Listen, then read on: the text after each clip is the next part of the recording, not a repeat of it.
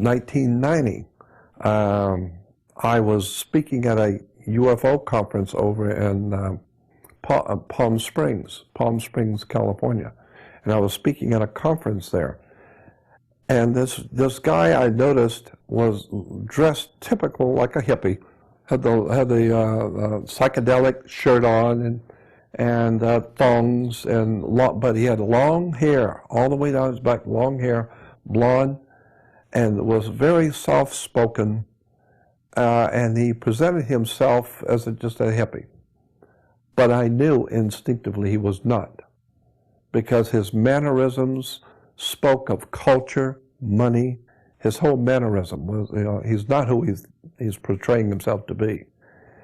And so he came over to me and he said, "Jordan, I'd like to take you to dinner across the street. I want to talk with you." And I thought, that's interesting. Whoever this guy is, he looked to be about maybe 30, 35. And he said, "I want to talk with you. I have something to tell you. So would you go to dinner with me?" I said, "Sure." So we go across the street. It was in Palm Springs during the summer. It was very warm at night. We went to a Mexican restaurant, sat outside, and it was a beautiful night. And he says, "I have something to tell you." He said, "It's not going to happen right now. It's going to happen later on in your life, so you don't have to worry about it now. But one day, you're going to have two men come to you, and they're going to ask you to go with them to a very important city on the East Coast. And they will not threaten you. There will not be any threats, but they're going to ask you to come with them. And they are going to bring you to a very important place back east, where very powerful people are. And they're going to, and the reason why they're coming for you is they have a business proposition they want to make with you. They got a business proposition. They want to talk with you about it." And he said, "You can agree to go with them because they will not harm you." And he said, "They're just businessmen." And he said, "But when you go, the building you will go into has," I can't remember if he said 12 or 13. I think he said 13 steps. Maybe it was 12. Anyway, he said, "But there will be beautiful marble steps, and there'll be 12 of them. When you're walking up those marble steps, you remember I told you that this was going to happen. And the two guys will be bringing you to meet a very important man." And he says, "And the proposition is going to be simply this, that if you can do your work and leave certain subjects alone, do whatever you want, talk about anything you want on all of this, the religion and philosophies and all this stuff, do whatever you want here, but leave these subjects alone. Forget them. Don't even talk about them. Then if you can agree to that, they will then," he said to me, "they will make you their golden boy. You will be on magazine covers, you will be in newspapers, they will promote you in movies, and you'll be living very good. And they will protect you and promote you, and you'll have a very good life. And so I said, suppose I decide I don't want the deal." He said, "They're not going to threaten you. It's just a business deal. And what they will say to you, what this man will say to you, well, if you cannot agree to this, then we will have to consider you to be our enemy. And we will have to act accordingly." And he said, and they made a very big point of this. He said, "They will tell you that you don't need to make a decision now. You tell them how long you want before you give them a decision. If it's 6 days, 6 weeks, 6 months, it doesn't matter to them. They don't care. You tell them how long you want to think about it. Whatever you tell them, they will accept. But when the day comes that you set, you have to give them an answer. Are you with us or against us?"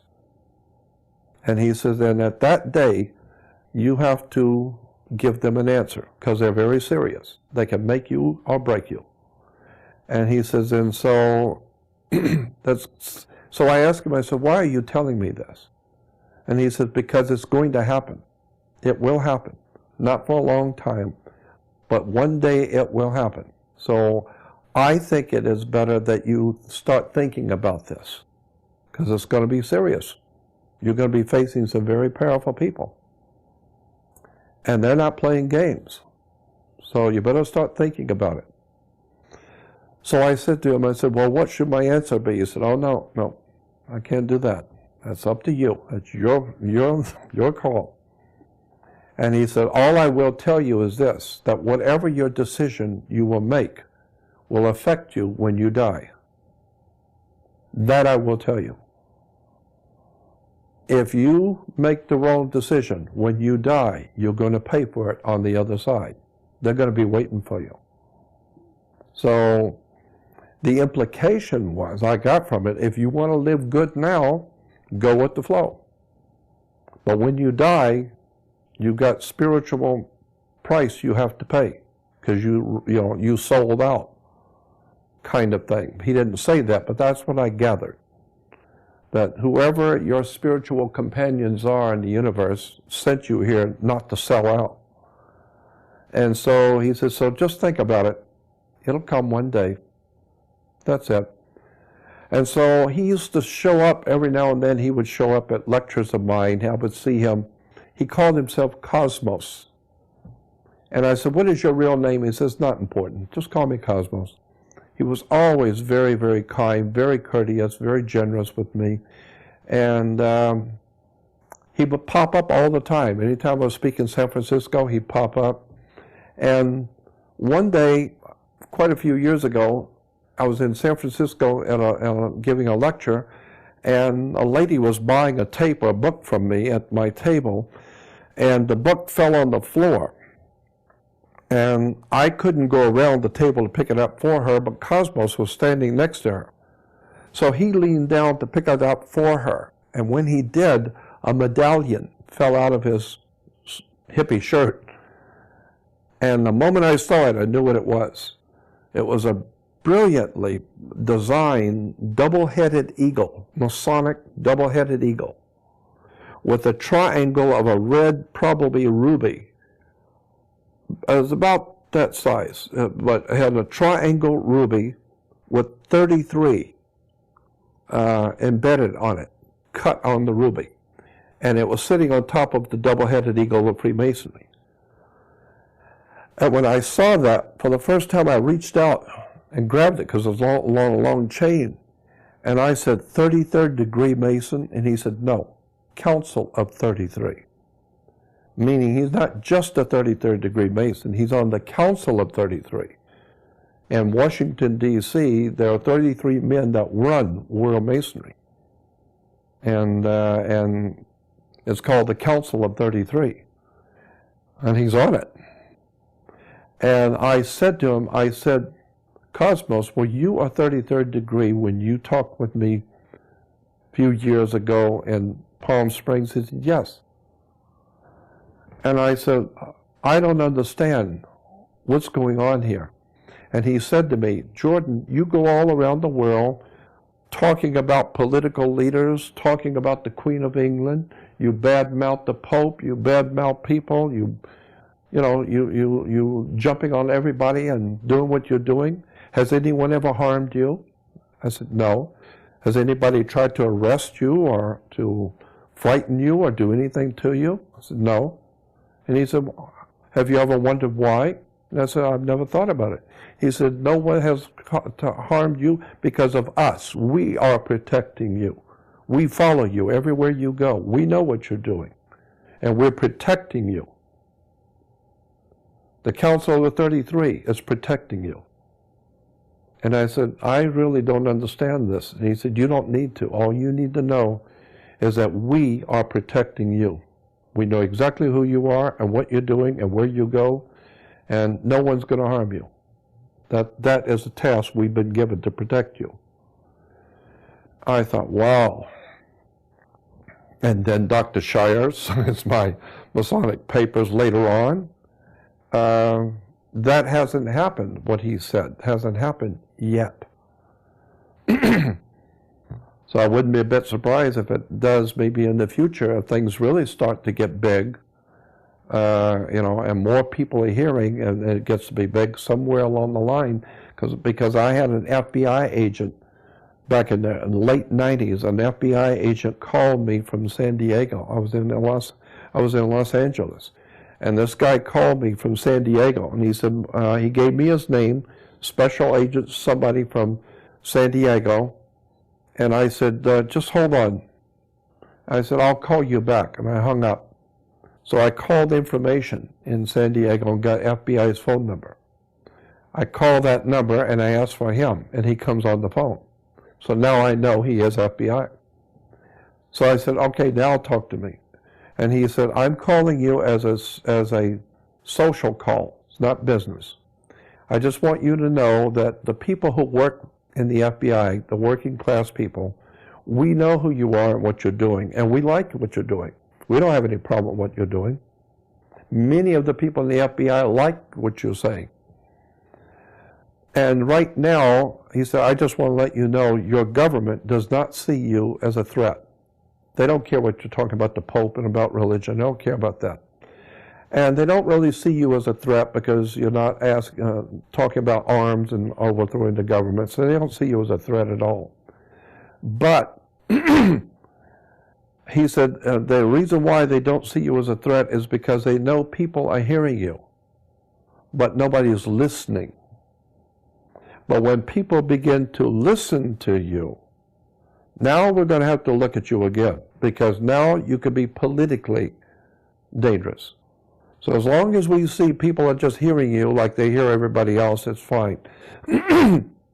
But if we see people starting to listen to you, then we'll have to take another look at you. And he said, but right now I want to tell you one thing for sure. We in the FBI and your government does not see you as a threat. But if ever you're going to seriously be in trouble, let me tell you who your enemy will be. It's going to be the church. It's most likely going to be the Catholic Church, but it's going to be the church. Christian church will be your enemy, because the Christian church is the biggest organized criminal syndicate in the world, and we know it. The people who are actually running Christianity, both Protestant and Catholic, behind the scenes are the world's best criminals, and we know that. So he says, so when you're messing with the church, you're messing with underworld criminal syndicates.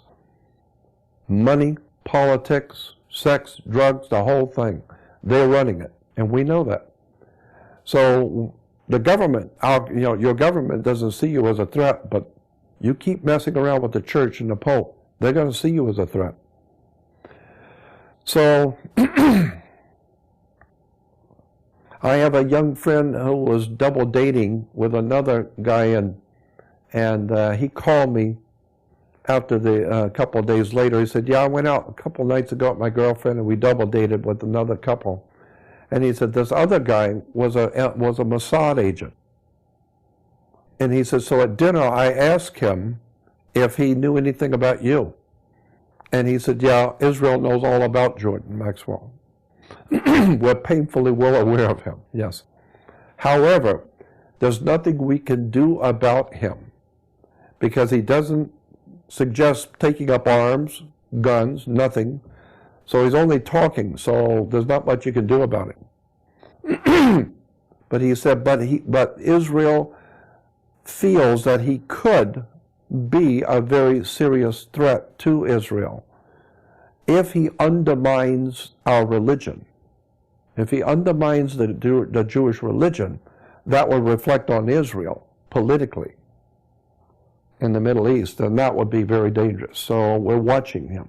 But there's not much we can do about him right now, because he's not suggesting overthrow of governments or anything. So I just think those little incidents are interesting. I was speaking at a conference in Pasadena, mid-90s. And there was like 600 people in the audience. It was a very big conference at a big hotel in Pasadena. And I was a keynote speaker on Saturday morning. I spoke for 2 hours. And about a week before the conference, Norio Hayakawa, who Bill probably knows, Norio Hayakawa, and Gary Schultz were putting it on, and the name of it was called Need to Know Seminar. And Norio and Hayakawa and Gary Schultz put on the best shows. I mean, it was sensational. It was really a really interesting event. They had great speakers, and it was a great event. But Norio and Gary called me about a week before the event and said, we're going to go over to the hotel just to look around.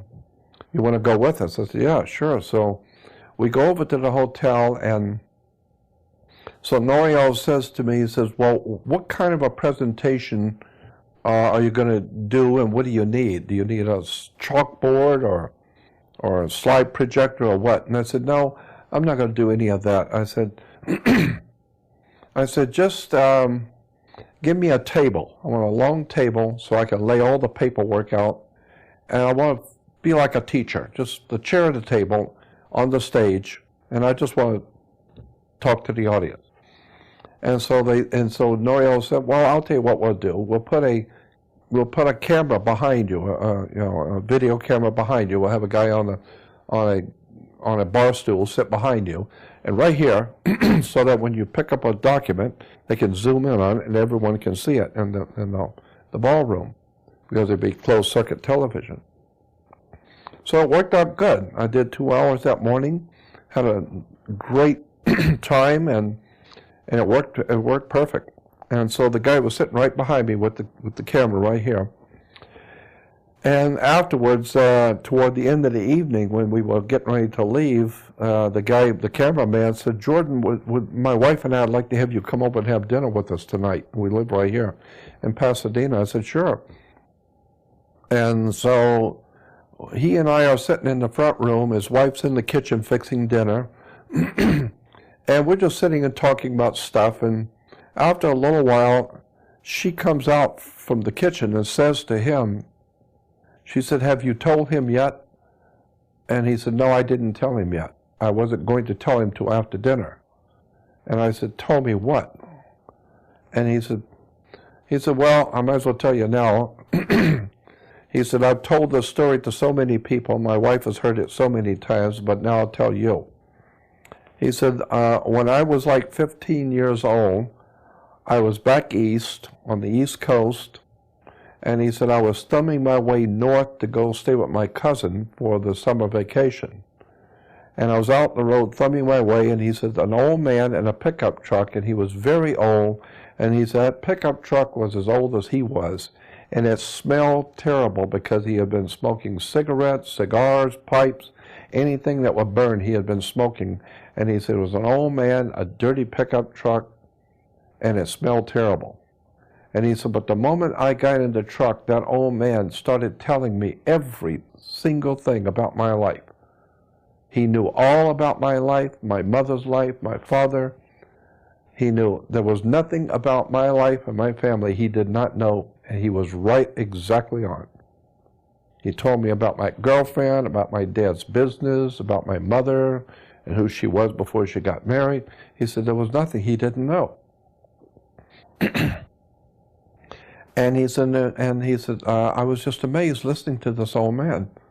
And he says, and when he let me out, he said everything he told him, he said, when he let me out, he said, everything I have been telling you was to get your attention and entertain you. Now I'm going to tell you something important. After you're 50 years old, you're going to be on the west coast of this country, after 50. And one morning, you're going to be on a stage with a man sitting at a table with a bunch of papers, and he's going to be speaking to a very large audience. And you're going to be sitting behind him with a camera, but that camera doesn't exist now, but it will then. And you're going to have a special kind of camera. And that camera will allow him you will have the camera right on his shoulder. And when he picks the paper up, that camera will allow people in the audience to see what he's talking about. But that kind of camera doesn't exist now, but it will then. And when you find yourself on the stage with that man sitting at the table talking to the audience, you tell him, I put him there. He's not there by chance. I put him there. So that he doesn't think it was his idea. You tell him that I told you that you would be behind him with the camera, and he's going to be sitting at a table with papers, and that I put him there, so that he will know nothing he does is by chance. I put him there. He does what I tell him to do. And he said, so I've told everybody, I've heard this story for years, people I've told, and he said, but it wasn't until this morning when I'm sitting there on the damn stage with you and the camera, and he said, and I was so busy getting things set up, I wasn't thinking about it until you started talking, and it hit me. And he said, I looked in the audience at my wife, and she nodded her head, yep, this is him. And she said, and he said, I was shocked. I just turned 50 years old. I'm sitting on the stage with a camera behind you. And he said, you would be sitting at a table with the papers on a table, talking to the audience. And he said, so I have to tell you that I was told, like, 35 years ago, or whatever it was, that I would be sitting with you this morning and that you would be sitting at that table doing what you're doing. And he told me to tell you that that wasn't your idea. So you can think that was your idea, but he told me a long time ago what you were going to be doing this morning. So I thought, wow, man. So I was visibly shaken, emotionally shaken, and tears came to my eyes. I got up and left. I walked out. He was upstairs, I remember. I was walking down at night, and I took a long walk, and he came out to walk with me. And there were tears in my eyes because I was scared. That was frightening to me. And I said, I don't understand. He said, I don't either. I'm just telling you what the old man said. I don't know how to explain it either. But he told me that you're going to be doing what you were doing, and I would be sitting behind you with a camera. And when that happened, he told me to tell you that wasn't your idea. He put you there this morning. So I thought, well, what a trip. And clearly that old man wasn't just an old man. Clearly. And it fits exactly with the story of the girl's father when you were 19. Exactly. He clearly wasn't just the girl's father. He was something completely different. Totally. You and I are just guessing here, but maybe they were just taking that form for the purposes of leaving a message. And in both cases, that message seemed to be something that indicated that they knew exactly what you would be doing at a particular time or phase in your life in years to come, which was all part of some orchestrated plan. And it would seem to be a benevolent orchestrated plan. Would you agree with that? Yes, because I don't feel fearful and I don't feel frightened, but my gut feeling is, and I totally feel this for sure, that there is a very powerful, unseen force of good, of protection, that has the oversight and the ultimate power. And it's watching all of this chaos, etc., going on the earth, but it is above it. And it can call the shots and at any moment step in and intervene in mankind's affairs. So it's as if like a father watching the kids play. Well, the kids are doing things wrong, and this kid's doing something wrong too, and they're all doing bad things.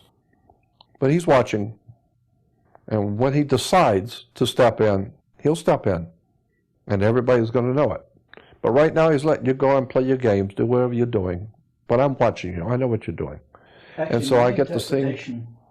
My interpretation will be a little different. And I just inject this here just as an interesting suggestion, is that it's more like a referee or an umpire in a ball game who's keeping things fair so that the key participants have got a good chance in the game without being overwhelmed in such a way that I like your, yeah, I like that. Yeah, I like that. I think you're right. That kind of sounds right. Making sure that the thing is balanced. Because I don't believe that the outcome is certain or fixed at all. But I like to think, as you know, we've talked about this privately, Yeah.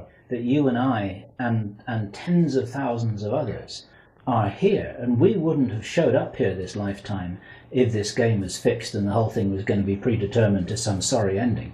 I don't believe that at all. I think that we are in with a chance in this game, and I think that's why we are here, because it is fun. And every now and then what intervention there is something that keeps that game balanced in such a way that we get a chance to exercise our own responsibility for a good outcome if we're smart enough.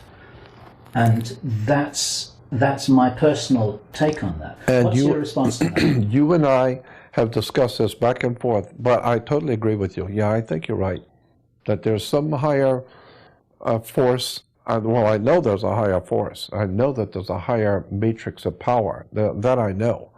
And I know it's protecting me and others. And I know it has its own agenda. These things I already know for sure. Tell the story. It's a long story, but it's an absolutely wonderful, staggering story about the experience that you had with Paul Tice and Paul and Ivy. And Ivy. Yeah.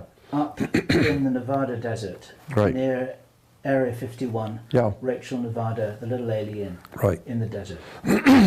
Do tell that story. I had a friend, a Mexican friend, who worked at General Motors. He was upper management at General Motors in Los Angeles, and he was getting married, and he lived in Palmdale, which is about 50 miles north of Los Angeles. And so he was getting married, and so he wanted me to be the best man at his wedding. And so the idea was that Saturday morning, we'd get married that night. Saturday morning, I was driving up to stay with him while they were getting ready for the wedding that night. And so I went up to stay with my friend, and while the girls and the girl and her mother and her girlfriends were out shopping and whatever. And so the girls went out to the market. And they came back from the market, and there was an old guy in an old beat-up car following them. And when they got out of the car, he gets out of the car and follows them up to the house. And Carlos and I are sitting there looking at this old guy coming, and he said, "Who is this?" I don't know. And so when she comes in, she said, "This man met us in the market. And he said, I know that you're getting married tonight, and the best man at your wedding is at your home, and I need to talk to him." And she said, "How do you know I'm getting married?" He said, "I already know who you are. I know you're getting married, but the best man at your wedding is at your home, and I need to talk to him." So she said, she obviously didn't see him as a threat. And so I said to him, "Well, that's me, so talk to me." He said, "I've been told to tell you something, that a year and a half from now, you're going to have an extraordinary encounter with your friends from out there. And they sent me to tell you that. And the event is going to happen way out in the desert." And I said, "Well, sometimes I go out in the desert here in California and look for UFOs." And he said, No. This is not going to be in California. It's going to be east of here. And it's going to be way out in the desert. You're going to be way out in the desert. And they will pick the time and the place, not you. But it's going to be a year and a half from now. And they're telling me to tell you that you're going to be driving the car, and that you will have a woman in the front seat and a man in the back seat. And they will see to it that you have a woman in the front and a man in the back. And the reason why is because they want both a woman and a man to be a witness to what's going to happen. But the event is for you, not for them. But they want two witnesses. But they want a woman and a man to be a witness. But it's for you. Your friends are going to show themselves to you. Year and a half. And that's it. Well, he left. And a year and a half later, I was speaking in Mesquite, Nevada, at a big UFO conference for Bob Brown. And that was in Mesquite, which is like 60 miles northeast of Las Vegas. And I had brought with me my lady friend from Hawaii, who was a talk show host from Hawaii, Ivy West, and my publisher friend who was living in San Diego, where I was at the time too, my publisher friend, Paul Tice. And so Paul was in the back seat and Ivy's in the front seat, and I'm driving. And we're coming back from Mesquite Sunday morning early, and just as we're getting into Las Vegas, I said, out of nowhere, I said, have either one of you ever been to Area 51? They said, no. You want to go? I said, yeah, let's do. Well, I had been given an invitation to go to the Little Alien by Joe and Pat Travis, who owned the Little Alien, because they used to hear me on my show. I used to do a radio show, a late night talk show in Las Vegas. And so they would hear me. So they used to call me and say, come up as our guest, come up and visit. And so I never did. But so we decided, okay, we'll go. So I called them, and they said, yeah, come on up. So on the way up, it's 135 miles north of Las Vegas in the high desert of Nevada. It's a little Mickey Mouse, and I do mean small, little establishment out there in the middle of nowhere.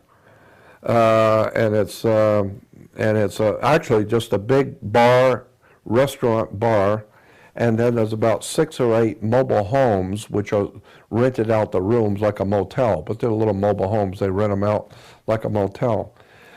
And then there's a mom and pop grocery store and a little service station, and that's it. You know. And it's called Rachel, Nevada. And so, and across about a mile or so to the mountain, on the other side of the mountain is the military base, Nellis Air Force Test Range, and very highly secret stuff going on out there. So anyway, we're driving up, and so I told Ivy and Paul about the prophecy. And I said, here it is, and exactly a year and a half later. And he said I'd be driving and a woman in the front seat and a man in the back. So I said, don't be surprised if, something happens to us. I don't know. So I'm glad I told them before it happened. So we get up there, and that night we're sitting around at the bar and talking, and so when they were getting ready to close, I asked Joe and Pat, the owners, I said, where do we go to see UFOs? Because it's a very famous place, Area 51 for UFOs. So Joe said, Joe's with his cold humor, he said, you don't have to go anywhere. They saw you. He said, just sit out here in the car. They'll find you if they want you. And so Pat said, well, if you want to go where all the tourists go back out on the highway. And this is out, a highway out in the middle of nowhere. This little Mickey Mouse place out there. And so she said, go back out on the highway and go back toward Vegas, exactly 19 miles. Put it on your speedometer, exactly 19 miles. Because at the 19-mile marker, you will see a big mailbox and a big parking area and a road. Park at the mailbox. And there was one of the flight paths is over the mountain right there. So anything coming in or going out is going to go over your head. So if you're going to see something, most likely that's where it will be. So go back to the mailbox.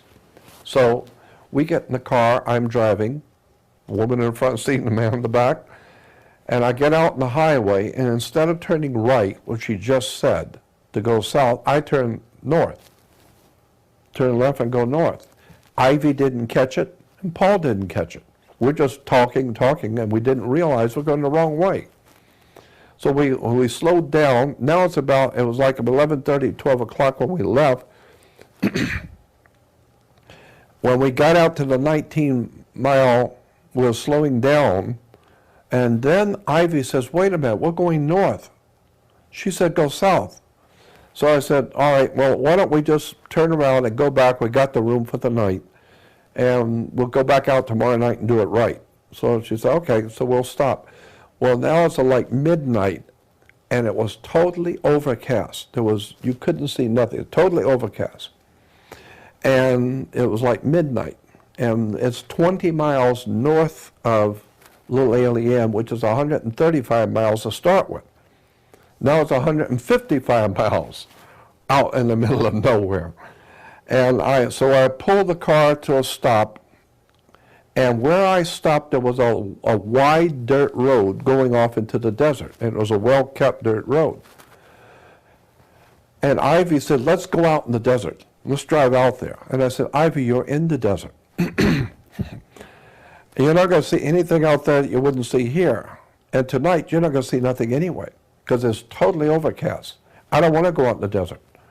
And Ivy insisted, and Paul, jumped in and said, let's go out in the desert a little bit. And I said, why? Go out in the desert. So I drive out in the desert, I'm driving out, I go out 2 or 3 blocks, and all of a sudden I got this overwhelming feeling that we had done something wrong, and I was legitimately scared that we had done something wrong. And I said, Ivy, I'm getting out of here. I don't know what it is. We didn't see any sign that said stayed out. No, nothing like that. I just felt something was wrong. I stopped the car, I backed it up. And just before I took off, Ivy and Paul jumped on me and said, just stop the car. There's no signs, no bases or anything. Just stop the car, we'll get out for a minute. I said, Ivy, something is wrong, I'm feeling it. I want to get out of here, I'm serious. And she stopped the car. We'll get out for a minute. So I turned the key off.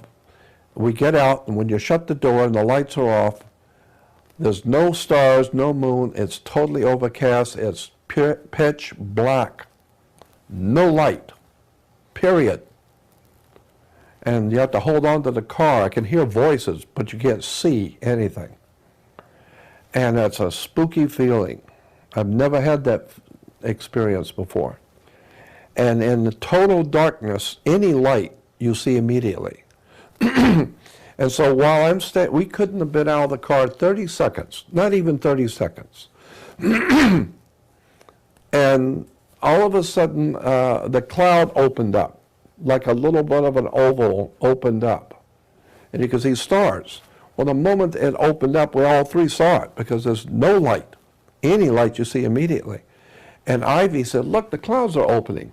And when she said that, 2 bluish-white disc-shaped things, glowing bluish-white, were absolutely gorgeous, beautiful. They came in when the clouds opened up, but when they came in, they didn't fly in. They kind of floated. They just floated in, and they floated close to the cloud above them so that the light was reflecting on the cloud above them, bluish-white, and they were glowing bluish-white. And as they came in, 2 of them, beautiful saucer-shaped things, very slow, and while we're watching, 5 more came in behind them. Now there's 7 bluish-white discs, and they come over us all of a sudden and stop. I was absolutely frightened. I've never seen anything as beautiful and awesome and otherworldly than 5 glowing bluish-white disc-shaped things stop over you. And instantly they change. And they would, in a quarter of a second, boom, they all changed positions. I thought, God, how'd they do that? And then all of a sudden, boom, boom, boom, boom, and change again, and locked. And I was shocked. I know what the G-force for moving something that quickly. I mean, like that, and it was locked and stayed in place. And I said to Ivy, I'm getting out of here. I don't know what this is. I don't want to know. I'm scared. I want to get out of here. And I got in the car. I cranked it up. And Ivy and Paul loved it. They said, God, look what they're doing, how beautiful they are. 7 of them. And I said, get in the car. You're going to walk home. I'm leaving. And they got in the car because they knew I was serious. They rolled the window down and looked out as I flipped on the lights and took off. And when I flipped on the lights and took off, Ivy and Paul went totally berserk. Now they're both frightened, and Ivy and Paul are screaming and crying and yelling. Now she's really frightened. Now she's scared. Me, I was already scared. Now I got a woman in the front seat who's going ballistic on me, and I'm already frightened. And I'm screaming at her to shut up. And I'm driving fast. I'm speeding toward the highway, and all I could think of was I don't want to overshoot the highway, and go out on the other side and crash the car. But she's yelling and screaming, and so was Paul. And I stopped the car quickly, and it was very quick, maybe 2 seconds. I just stopped the car and opened up to see what they were screaming about, and those things were right down on us, big. Still bluish white, but very big, moving all around. I was frightened to death, and I got shot to the highway. And as soon as I could see the highway coming up, I knew I was going too fast, so I hit the brake and skidded all the way up to the highway. And as I came out on the highway, the car skidded sideways. And the moment we hit the highway, all three of us felt totally safe again. All three of us felt it. We're all right now, on the highway. And the saucers had gone, all 7 of them had gone back out into the desert. And I can't remember exactly how they disappeared, but I'm trying to remember, they went back out in the desert because I was so frightened, and I was, with them, and the car lights were on, and we got out of the car, we stood there talking to each other, and they had gone back out into the desert and they're gone. That's it. And my heart was pounding, and I was absolutely frightened. And there was tears in my eyes, and I was legitimately frightened. I've never seen, they not only were able to do things which I would say is unworldly. It's not possible to be done. Humans don't have that kind of technology that I saw, that we saw. And that scared me, because first of all, if it is human technology, then we're about 1,000 years ahead more than you think we are, if we could do this. And if it isn't us, then that means it's somebody else, and that's even scarier. Either way, we're in trouble. And so we stood out on the highway that night, and the emotions were absolutely incredible. She was crying, she was laughing, Paul, we were frightened, it was beautiful, it was awesome, it was scary, it was horrible, it was wonderful, it was just everything. Just blowing emotions. And we were like children who had been frightened. And when we finally decided to go back, I'm driving back slow, and was shaking. And we go back, and we have already got a motel. We will stay in one of the mobile homes. And when you go into the mobile home, you go in from the middle of the thing. So you walk directly into the mobile home that we were staying into the bathroom. And on both sides of the bathroom are bedrooms. And one bedroom had 2 beds, and the other had 1. Well, I'm not about to sleep by myself after this. And Ivy is a woman who could take care of herself. If there's ever going to be a street fight, I'd like Ivy to be with me. And so I said, Ivy, why don't you and I take this room, and Paul can have the other rooms. Paul said, okay. So Paul's by himself, and I've got Ivy in my room. And so that night, for about a half hour, 40 minutes, we laid in bed talking. I could hear him in the next room. And we're talking about, what did we see tonight? What the hell was that all about?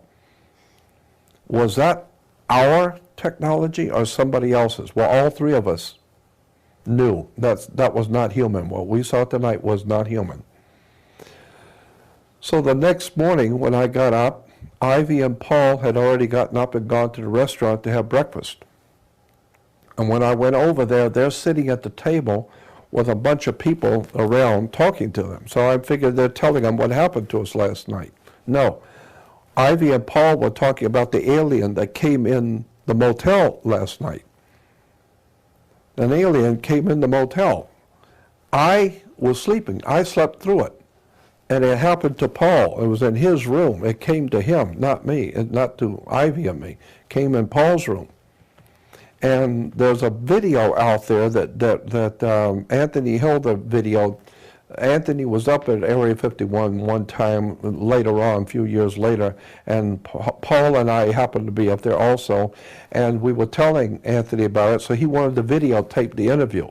And it's called Alien 51. It's a video put out by Anthony Hill. They're called Alien 51. And in there is Paul Tice and myself at Area 51 telling the same experience. So you'll hear Paul tell it himself, what happened to him. And Paul did not want to talk about it because it scared him. He was legitimately frightened. This alien came into Paul's bedroom. Paul said he fell asleep. He was sound asleep.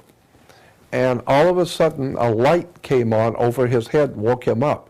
And it was a light green light.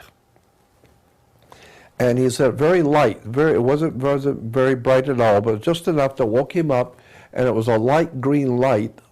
And he said he looked up, and it was an alien's face with the big eyes, the normal alien-looking face. But you could see through it. It was a hologram. You could see through the face to the ceiling. And he said then the hologram went down the ceiling and hit the wall and came down till it was even with him sitting in bed. And the aliens was now even with him telepathically.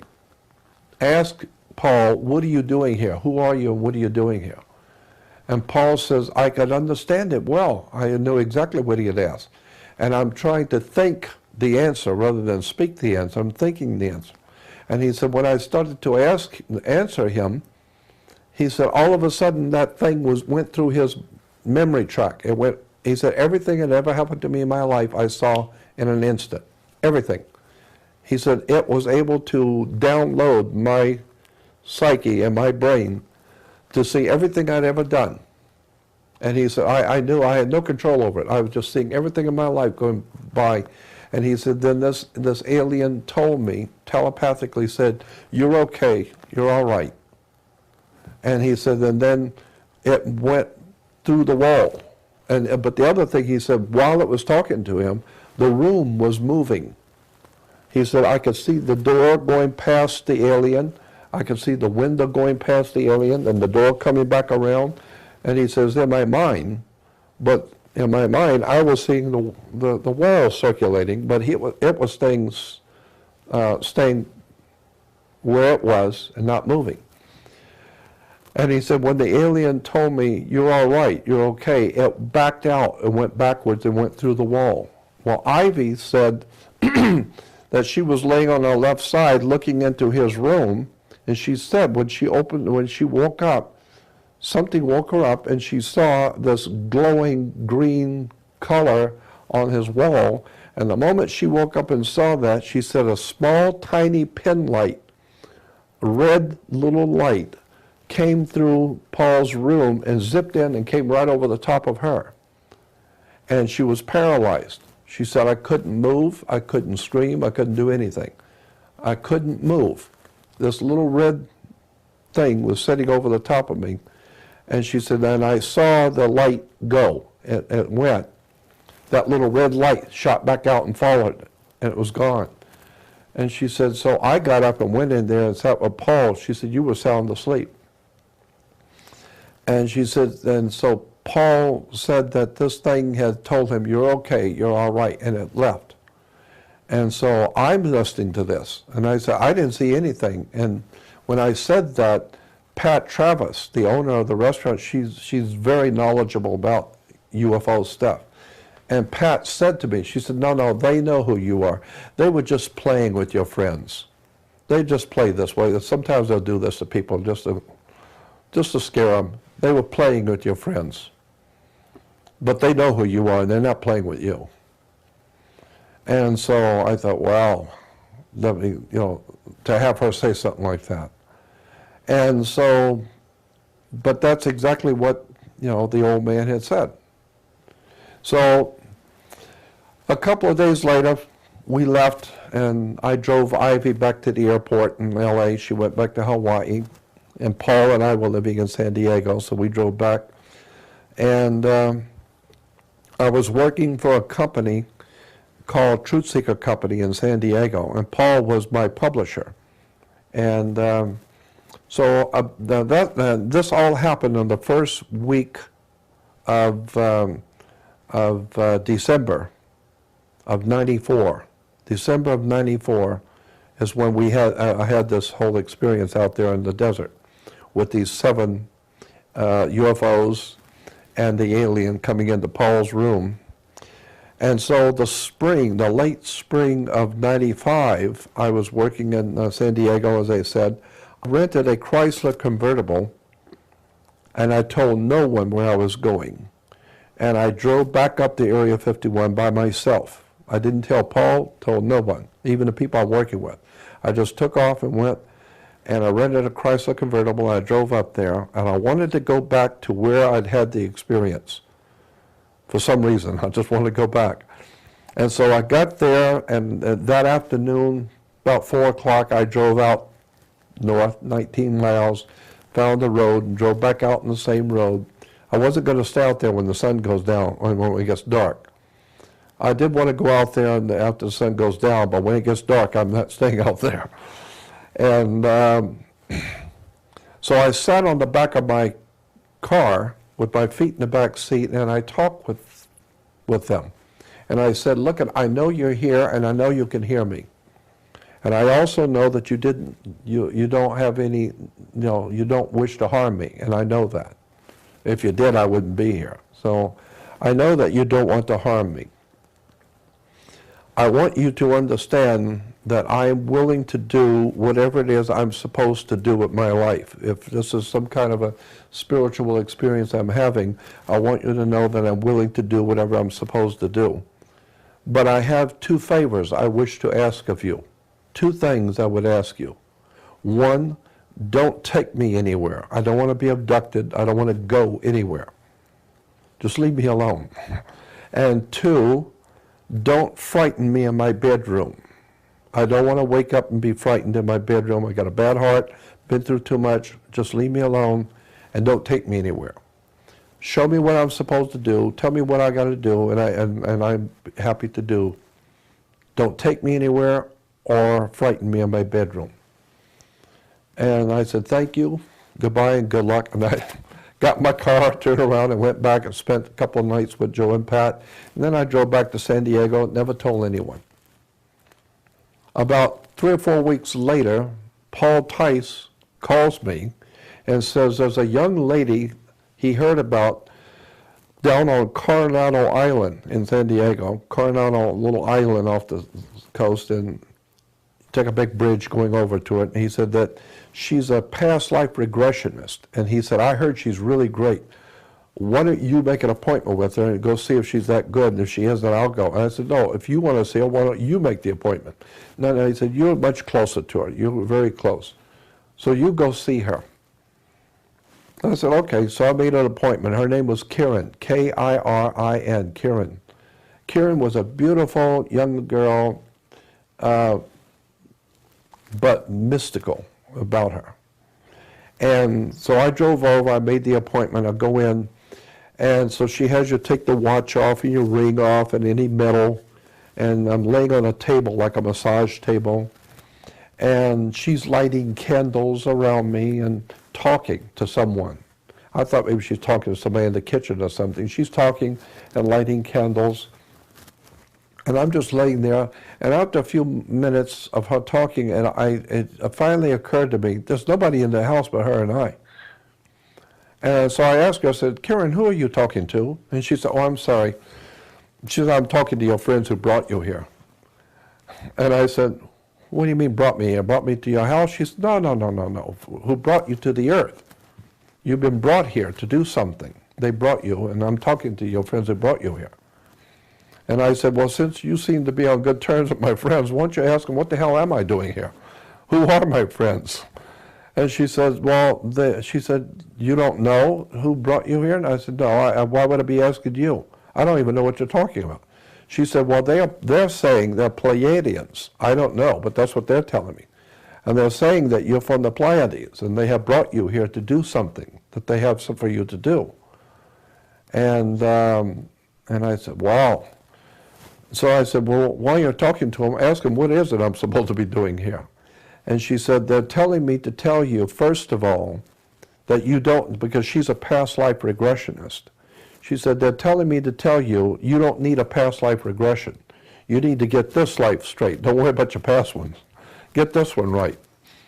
And then she said, and they're telling me that you are brought here to be a channel. They're going to channel messages through you, but not for a long time yet, not now. But ultimately, that's what they're going to do, is they're going to use you as a channel. And they're going to put you into a position where you will be heard by important people. And when that time comes, they will speak through you. And she said, but they're telling me to remind you, you are not an ambassador, you are an emissary. An ambassador speaks for the government he represents. You do not speak for anyone. An emissary merely delivers a message. You're not speaking for anyone. And they're telling me to tell you to make sure you understand that. So that you're an emissary, not an ambassador. And you will be able to just deliver the message, and the message will come from them, through you. But not now. There will come a time when you will be speaking before important people, and the people who are supposed to know will know who you are. You don't know, but they will know. And when they're listening to you, they will know who you really are. And so she says, so they're telling me to tell you, just get this one right. And then she starts laughing. And I said, what are you laughing about? And she said, they just told me something funny about you. She said, they told me about 4 or 5 weeks ago, you rented a Chrysler convertible and you drove up there and went out on the same road that they saw you the last time, and you didn't want to go out that night because you were scared, but you went out in the afternoon and you sat with your feet in the back seat. And I was thinking, I never told anyone this. She was exactly right. And she said, and you sat with your feet in the back seat and you said to them that you didn't mind doing what you're supposed to do, but you didn't want to be frightened in your bedroom or abducted. And they thought that was funny. They got a laugh out of that one. And I said, why would they think that's funny? And she said, because if you knew where you have come from and what you look like where you came from, as opposed to what you look like now as a human, you think you would be scared. Wait till you die and go back to where you come from. That's really going to be a shock to you. And she said, so they just thought that was humorous. You don't want to be frightened? Wait till you die. You've got a real trip coming when you go back to who you really were and where you've come from. And she said, but they're telling me to tell you, no one's going to harm you. We've given you something to do, and we have been watching you from day one. And so just remember, we're watching you, and you will do whatever it is we have in mind for you to do. And I thought, wow, man, I've never heard such stuff in my life. It's an incredible story. I don't know. I'm just telling you what happened. And it all fits together, right? Yeah, it all kind of... These accounts all fit together in a way that suggests, I mean, you've got a number of data points here, then, and you put it all together, and it says that you're sent here, that you're widely respected by everyone, up there and down here, that you've got a job to do, that you're being watched, that you're being protected. You don't know what the heck's going on all this time. I have no idea. Actually, I think it's really funny myself. And here you are at the ripe old age of nearly 70, and you're still trying to figure it out, and you don't even know whether you've done yet what you've come here to do. That's exactly right. And the reason why is because I'm not even sure what it is I'm supposed to do to start with. So how would I know if I've done it? I've always known that I have always had this other world connection. Even as a child, I went out of body. I had spirit entities coming into my bedroom when I was 6 and 7 years old. I saw things I went out of my body. That's another experience when I was 8 years old. I went out to a terrible accident, and I was there and saw the accident happen. I came back into my body and told my parents what had happened. The next morning in the newspaper, exactly what I said happened, exactly as I said, because I was there and I saw it. And I was there at the accident and we saw all the details of what happened. And the next morning in the newspaper, exactly what I said happened was in the newspaper. And so I've had aliens at my window at night in Florida. When I wake up at night, I'd see this little creature at my window. Because I was a little kid, I pulled my bed up next to the window. And in Florida, it's very hot at night. And so I pull my bed right up next to the window, have a screen. And because I would like to lay in bed at night, look at the stars, and talk to the spirits. And I would wake up in the middle of the night, and there'd be a little head would move. It would not move so quick I didn't see it, but it would move when I woke up, and I'd see it. And I immediately opened up the screen, and the yard was well lit up from a full moon. My dog was out there, didn't bark at all. And yet I know I saw something move, and I would do it many times. Many times I'd wake up in the middle of the night, and I'd see a little head move quickly. And so, but when I look out, the dog didn't see anything, and there's nothing in the yard. Something was there. So I grew up having otherworld experiences, seeing aliens, having demonic spirits come in my bedroom. Some people watching this will already have heard you tell the story in the September 2009 Project Camelot interview.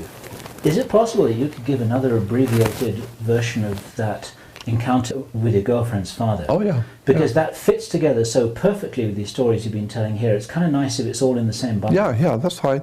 In 1959, I was 19 years old, born in 1940. So 59 I was 19, and I ended up in Los Angeles. I had to go to Los Angeles for some reason. So I ended up there. I have no money. I don't know where I am. I'm in a big city. I don't know what I'm doing here. But, you know, I was a kid on the run, so here I am in L.A. And one morning in North Hollywood, I went in a restaurant in North Hollywood, 1959, and there was the place was full, so there's no room anywhere, except for one seat at the counter. So I took the seat at the counter, and there was a girl sitting next to me. She was probably, I was 19, she was probably like 17 or so, a little younger than I. So we started talking, and come to find out, she only lived a couple blocks from me, and I only lived about 3 blocks in town, and she lived 2 blocks from me. She had walked downtown, and I had walked downtown. So we hung around town for a while, and then we walked home together.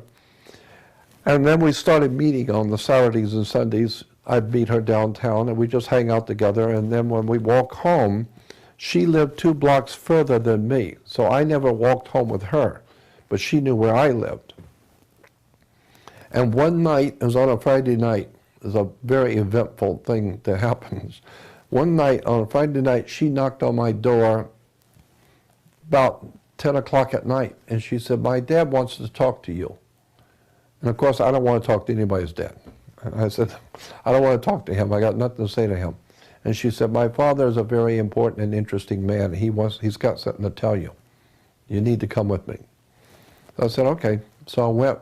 And as I was walking with her up to the house, he happened by chance to be coming out of the house. And the moment I saw him, the hair raised up on the back of my neck because of the feeling, the involuntary feeling I got was so overwhelming. And I was shocked at the feeling I got from him. With an immediacy, I knew there's something strange about this man. I'm feeling it already. But I love it. It's not fearful. It's a trip. I don't know who this guy is, but I can't get enough of this feeling. And so he made come on in, and the thing I noticed about him immediately is I've never seen anyone more in control of themselves than him. He knew precisely what he was doing, the way he moved, his mannerisms, his whole demeanor was very strange. So come on in. And I thought, well, I don't know who this is, but I'm feeling something here. So I went in, and we're sitting on the sofa. I'm sitting on one end, he's sitting on the other end of the sofa. My girlfriend is sitting on the floor with her younger sister, about 10 years old. They're sitting on the floor. The mother is in the kitchen or somewhere in the back room, and he's just talking, just small talk, asking me, how do you like your job and how do you like living in California? And my daughter says that you have been very kind to her, and I want to thank you for treating my daughter with respect. And we were talking back and forth, just little stuff. And I was beginning to feel a little bit better about him. He's talking normal human things. So I'm feeling a little bit better, a little bit more at ease. And he knew that. And then he said to me, he said, remember back when you were 8 years old and back in Florida and your dad built a new back porch? Remember the back porch was falling apart and your dad's brother, they built a new back porch at the house? And your dad used green lumber. It smelled funny because it was green lumber. And you remember that when your dad built that back porch? And it shocked me. And I didn't want to show tears in front of my girlfriend, but it was shocking. And I said, yes. And he said, well, did that happen? I said, yes, it did. And he says, and remember one night you were in bed, and you got out of bed and you went out the back porch, remember? And the moon was really bright. And remember how you picked the wood with your finger? You were peeling the wood because it smelled funny at night, the green lumber. And you picked it and were smelling the wood. You remember doing that? And again, I was even more frightened. And I said, yes. And he said, well, did you do that or didn't you? I said, yes, I did. And he said, and what else did you do? You talked to God, didn't you? I said, yes. And he said, what did you say to God? Remember, you looked up in the moon and you talked to God. And I was just looking at him. I was scared. And he said, what did you do? You said to God that you would like to do something important with your life. Isn't that what you said? And I said, yeah, that's what I said. He said, well, that's why you're here. We brought you here to let you do something important with your life. After all, you asked. And so we've decided to give you something important to do. And I said, I don't understand. He says, not important. But you did say that, didn't you? Yes. How would I know that? He said, how did I know all of that? And I said, I don't know how you know that. And he said, I know that because we were there. When you were talking to God, we were there. So you wanted an opportunity to do something, so we're going to give you an opportunity to do something. And I said, who is we? Who are you talking about? He said, that's not important right now. You'll learn later. And he said, but we also, he said, you're very interested in UFOs and aliens and spooky stuff like that, aren't you? And I said, yeah, I'm very interested. And he said, yeah, I know. We know that. And he said, would you like to see some UFOs tonight? And I said, yes, I'd like to. He said, well, I can do that for you. Come on, I'll show you. So I got up with him, and the two girls got up.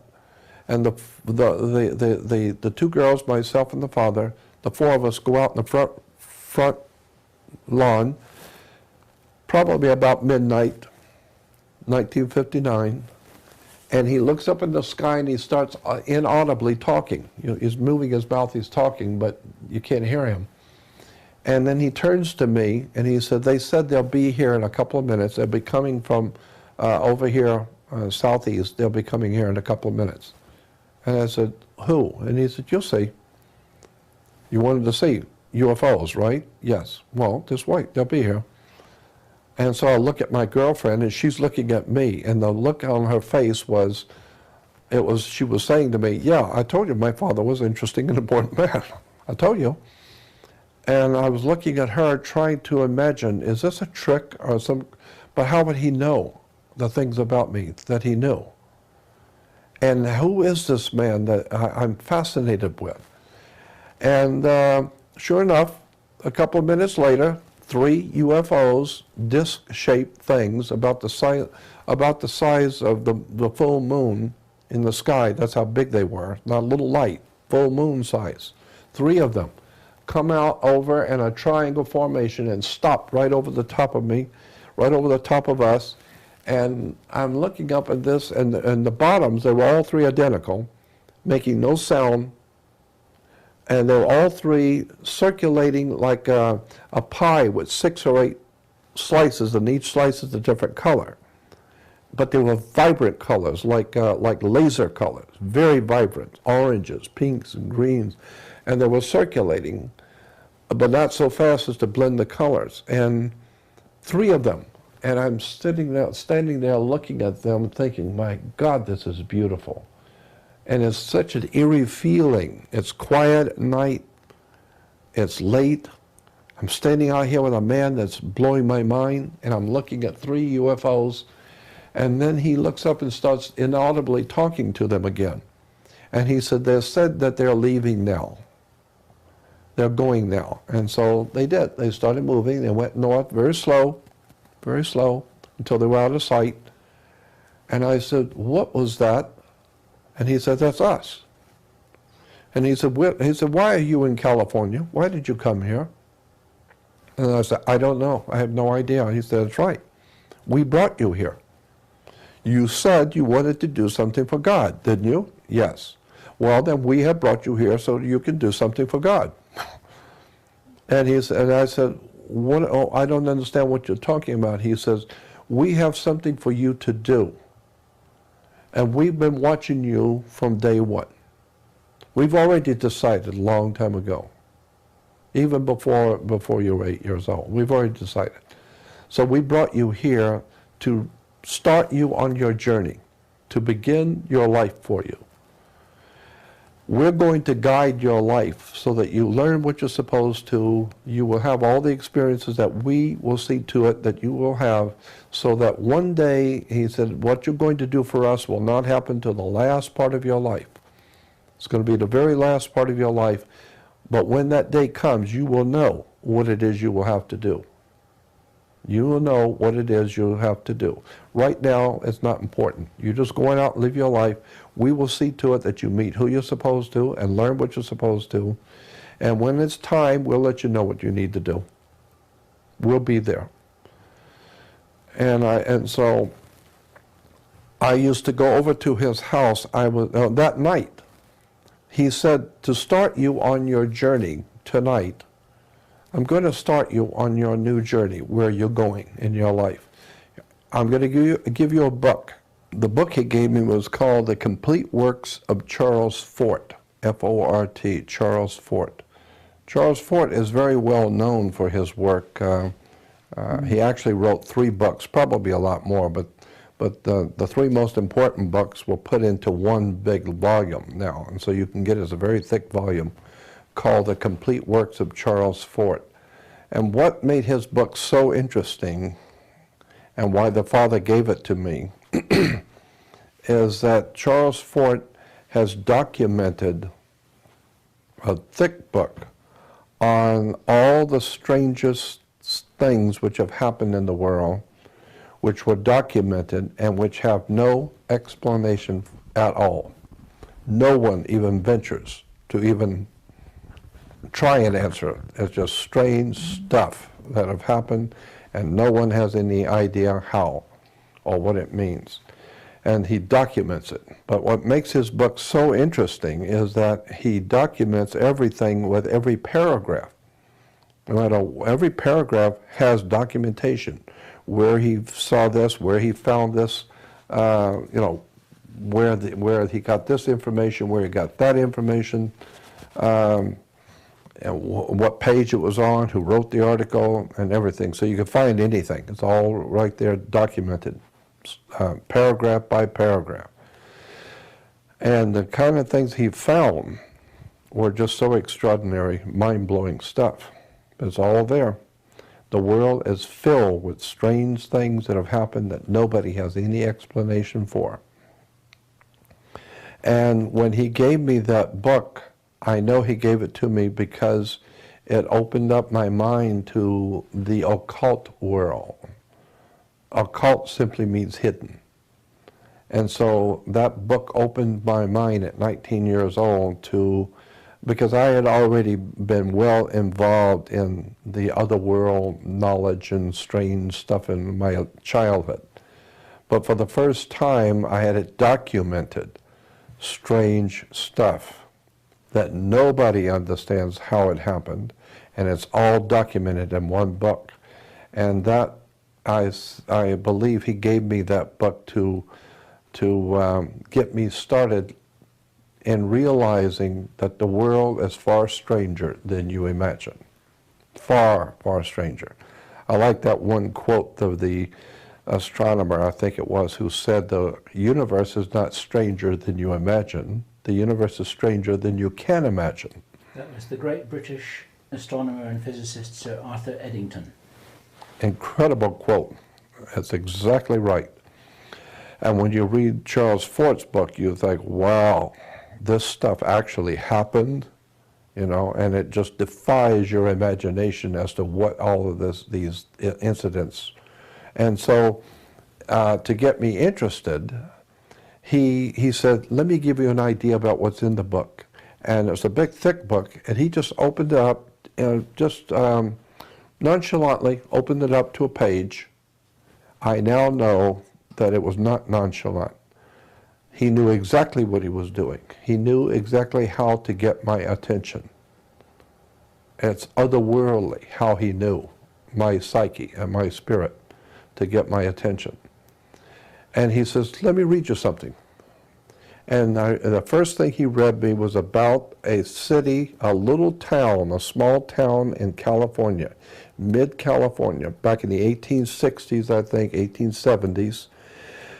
And it's happened to that little town 2 or 3 times in that same town on a clear day, and a sunny, clear day with no clouds in the sky, enormous boulders, tons and tons of boulders would fall out of the sky on a clear day. And they had newspaper people there reporting it. The townspeople saw it. But the thing that made it interesting is that the boulders were like, you know, some of them 2 and 3 tons apiece, falling out of a clear blue sky. But they didn't fall at the normal rate of speed. It took all day for them to come down, all day long. They come down slow. And when they hit the ground, they would bury themselves in the ground where they normally would at normal speed, and the dirt would fly up very slow, all in slow motion. And the whole thing was, you could sit and watch it all day long. It was all in slow motion. But when it was when the rock had finally settled, it would be exactly where it would have been normally, and it would be exactly the way, you know, what would have happened normally, but it took all day for it to happen. So it was obviously a time warp, that these things were coming from somewhere out there in a time warp and hitting this little town. It's happened 2 or 3 times to the same town. And it's documented. It really happened. And if a house or a car or something was in the way, it's too bad, because this thing is just coming down and would just crash right through the house, crash through the car, whatever, and there's nothing you're going to do to stop them because they're in another time warp. And how do you explain that? Nobody could. But that's just, and then he looked at me, he said, that's just one story. And he said, here's another one. And he just run through the book and found another page and read another paragraph. And the second paragraph was even stranger than the first one. And he read me about 3 or 4 different paragraphs. And he said, do you see what I'm talking about? And I said, yes, I love this book. I love this stuff. So he said, well, I'm giving it to you. Go read it. And so I started going over to the house. Sometimes I'd go over in the evenings after work. I'd go over and sit and talk with him, and he would tell me all kinds of strange things about what it's like on other worlds out there, and who's here on the earth, and where they've come from, the different alien life forms, where they've come from, and why they're here. Do you remember anything about what he told you? Yeah, well, we used to go up to Palmdale 2 or 3 times, he and the 2 girls and the wife and myself, and those were incredible, precious times. The girl would come over and said, we're going up this morning, come with us. And I'd go over there, and we'd all go in his car, and we'd go up in the desert, about 50 miles north of Los Angeles, up in the high desert, and it's way out in the desert. And the girls would go with their mom, and they'd be wandering around the desert. But he and I would go, and he would show me mounds and holes in the mounds and holes in the earth that I'd never seen before. And he says these were made by aliens many, many years ago. And he said, I want to show you, and we went to some mines also. He knew where these different mines were.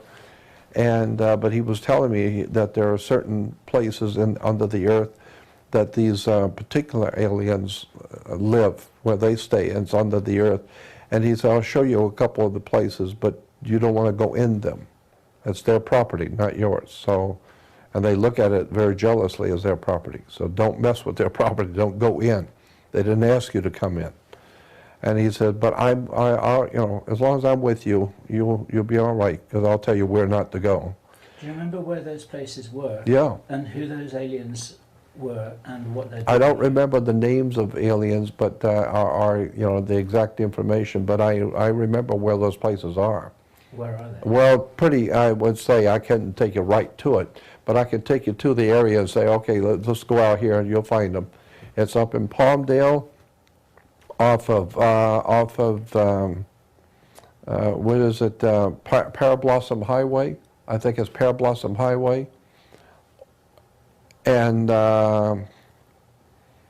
it's off of Parablossom Highway, but I'd have to get out there, and I would know it when I see it, even though it's changed a lot out there. But I remember about a year or so ago, I was driving from Vegas, coming back through, and I remember this area, and I slowed down and stopped, and I remember this dirt road. So it's still there. It still hasn't been built up and built over.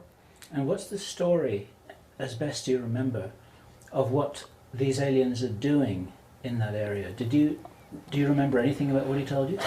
Not really.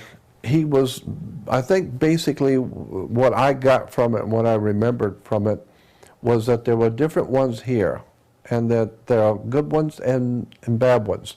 And he said that even some of the good ones here, he said, but we have enemies.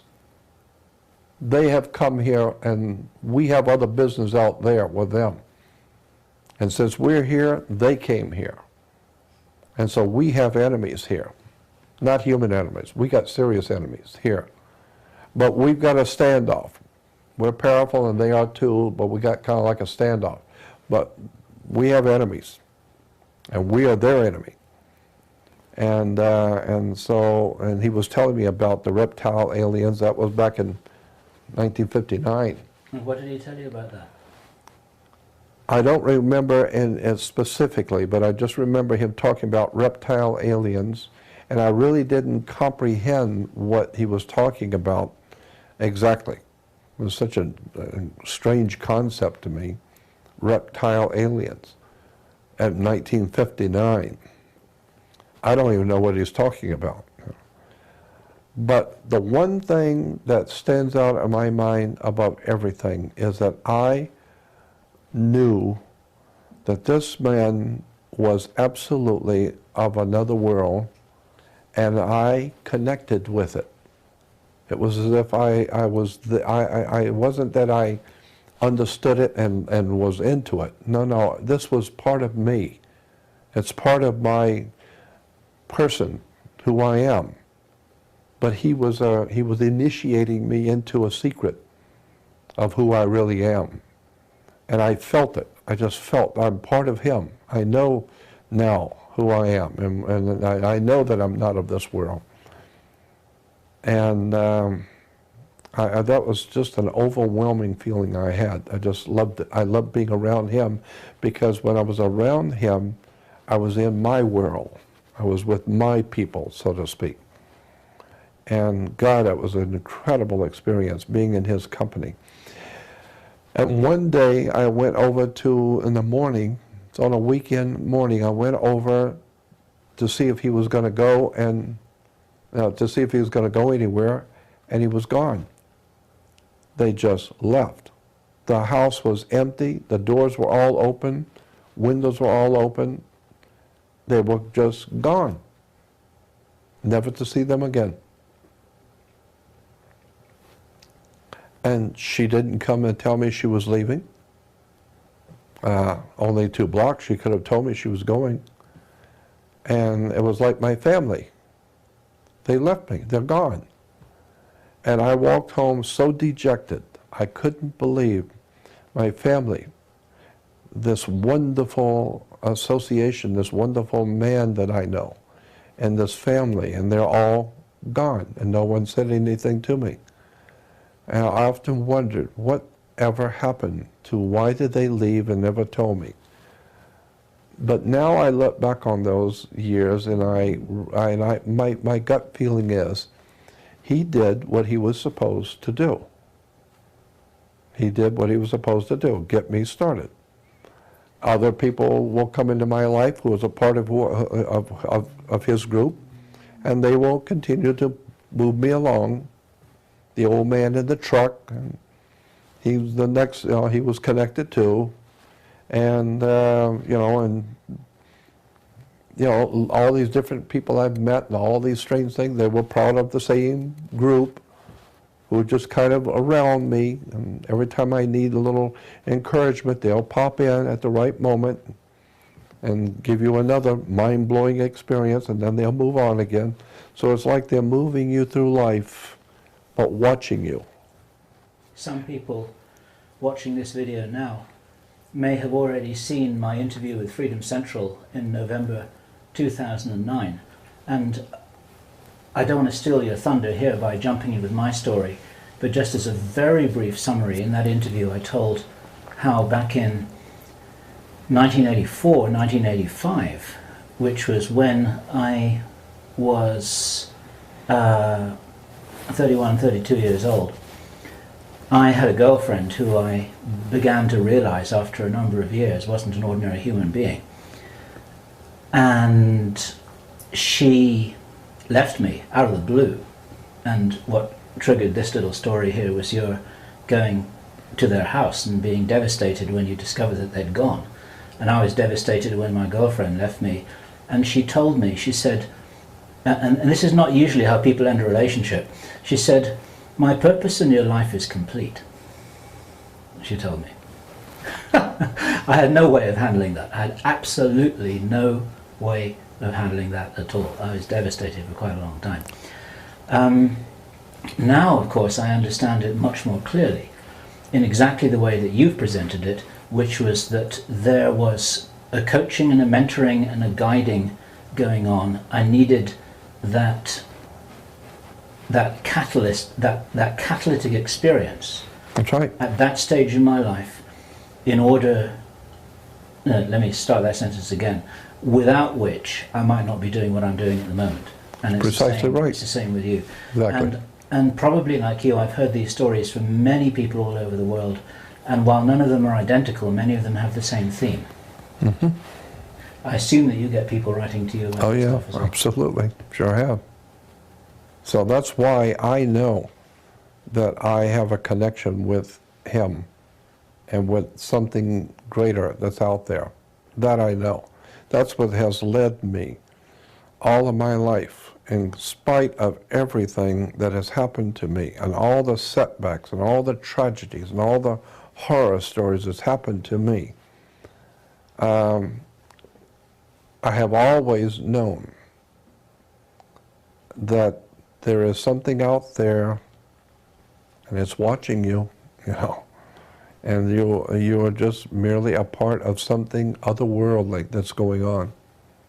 There's something else going on here on the earth, and it's not of this world. And whatever it is, it could be aliens, it's probably alien life forms, but somebody else is in charge. That's why I have said, and we've talked about this before, I don't mind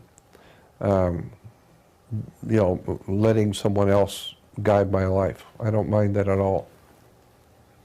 And another analogy that I could offer here, not wanting to trivialize it, but it's like if you're a football player, and I know what you think about ball games, but some of the people here watching this video might appreciate the analogy, it's like a tough ball game, and you're out there on the football field, and you're getting slammed into, and you're getting winded, and you're getting knocked down, and you're getting bruised, and you wish that you weren't there, and you're having a tough time, and you think, God, this is a game, I'm not really enjoying this game anymore. And then during the break in the game, you go and talk to the coach, and then the coach reminds you what it is that you're doing and why you're a valuable team player and how come you're going to win the next game because you won the last game, and this one's tough, but you haven't lost it yet. You know. Yeah. Then it kind of gives you a whole new thing. When this game goes back, you're ready to go back in and do it again. That's right. Yeah, you're right. And I'm not trivializing this by referring to the concept of games. But if we see it all from a higher level, then when we're in the game, it feels like it's life and death. You're At the right. end of the game, you think, hey, that was a good game, let's go and have a beer. Yeah, You know. you're right.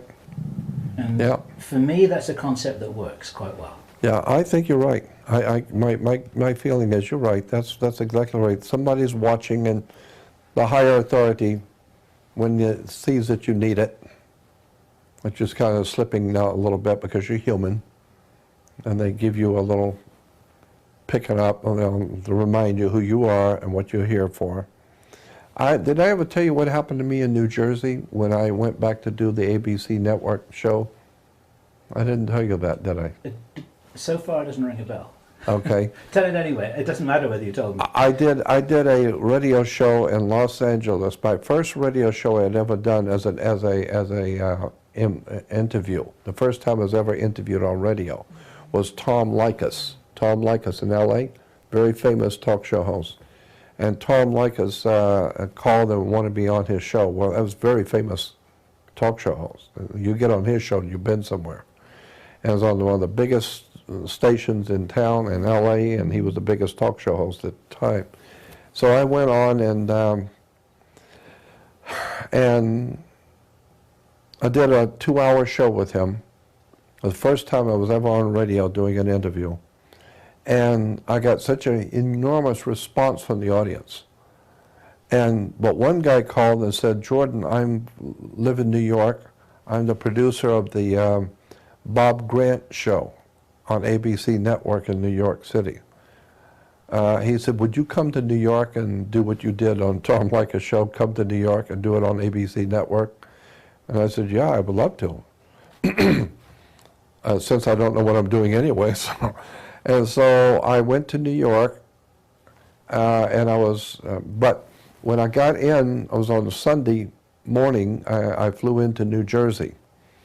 And they had me have a hotel room in New Jersey at the airport hotel. And the next day they would have a car.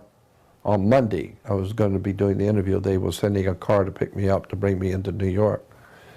And so I was so tired because I hadn't slept for a day or so before. I was nervous.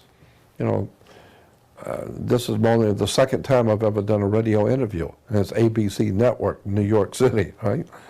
And I'm nervous, and I don't know what I was doing, but I figured this is part of who I am, so just grin and bear it.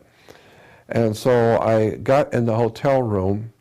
I was so tired, I just collapsed on the bed, and I said out loud, I said, am I here by myself doing this, or do I have somebody here that can help me?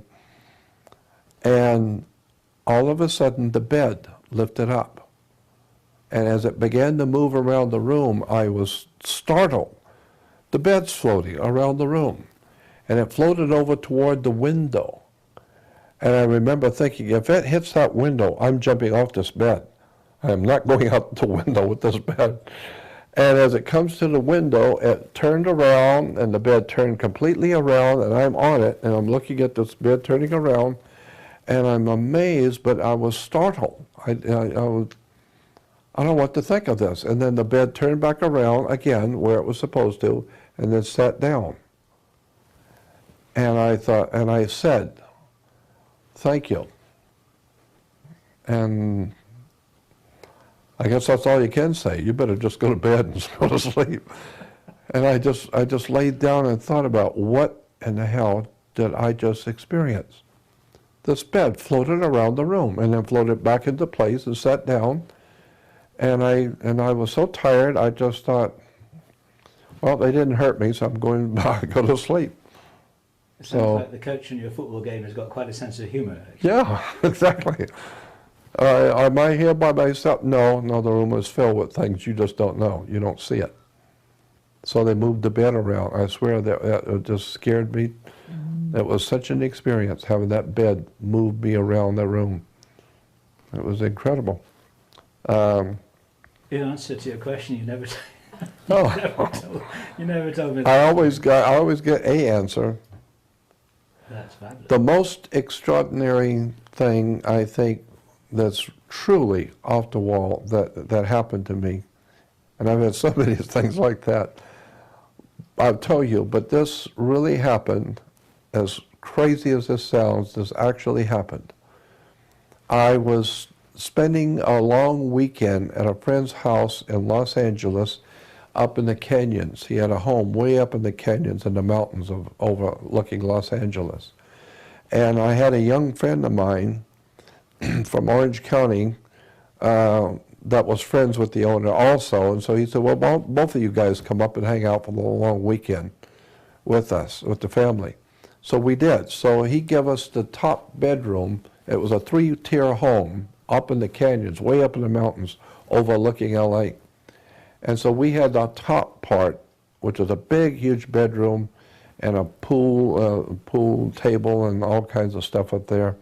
And we were staying there for like 3 or 4 days. Well, we went out at night, and there was a ladder on the roof at the top part. So we took some pillows out and some blankets, and we went up and took a couple of beers with us, and we'd sit up there and laid out there under the stars at night, just my friend and I, and talking and chatting about stuff. And I got to talking about God and the spirit world, and I have no idea why I did it.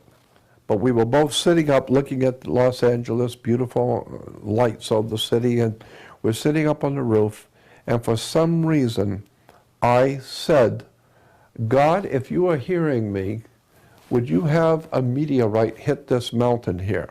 And when I said that, a meteor went boom and hit the mountain. And he was shocked, and I was shocked. And we both looked at each other. And for a moment, we tried to realize what just happened.